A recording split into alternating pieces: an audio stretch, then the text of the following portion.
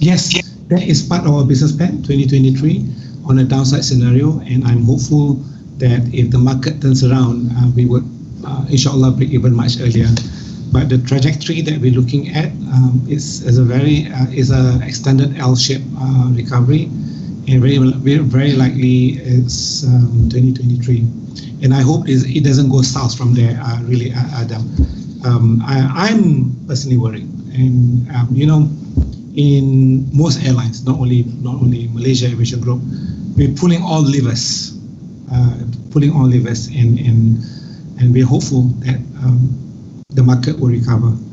As I said earlier, or maybe I didn't, 3 key objectives on the financial side. One is to restructure our balance sheet. Done.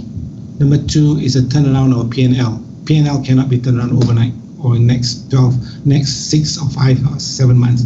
It needs a journey. So we anticipate the P&L to turn around in the next 18, 24 months or thereabout. The next portion is cash flow stability. So these are 3 key financial metrics that the organization will have to continue to manage.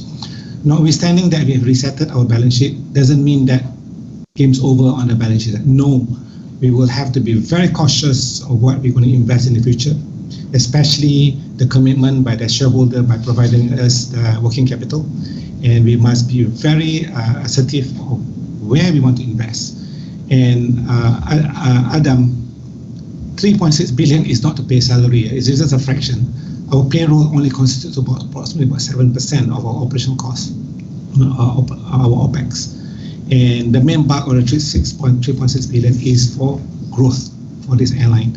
Investing in digital, investing in MRO, investing in aircraft deliveries, entry into service, end of lease, and many more.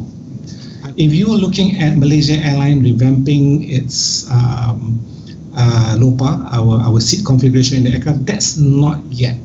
Malaysia Airlines cannot afford to invest on those retrofit yet.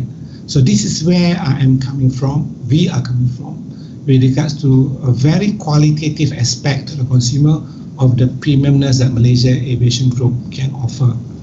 And as I said, customer is our center of gravity, and the values that we drive the customer as our CG, center of gravity, is the values of Malaysian hospitality.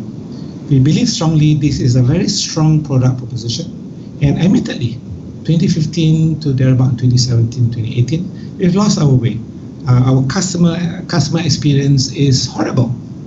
We did not treat our customers well, and probably because of the shock that the organization went through, a lot of retrenchment that was executed then, and the organization was not fast and smart enough to realign its processes.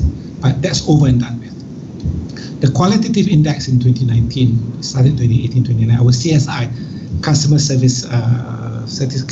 satisfaction index, has grown. Our NPS, Net Promoter Score, in 2017, we were minus 32. Customers don't like us at all. But in 2019, we climbed back 30%, 30 points. We landed in 2019 with plus 10, if I'm not mistaken, plus 10. And in 2020, of course, with a lower base of customers, we were looking at plus 37. So on the qualitative side, it has gone turned around. So those are the premiumness I am talking about. Not so much of 18-inch TV screen in front of you. That's really luxury airlines. That's the likes of Qatar, Emirates, which have deep pockets. Malaysia Airlines doesn't have that amount of money. And that's where we believe strongly that the products that we put in the market, customer as our center of gravity, that's the premiumness of promise that we want to deliver to our customers.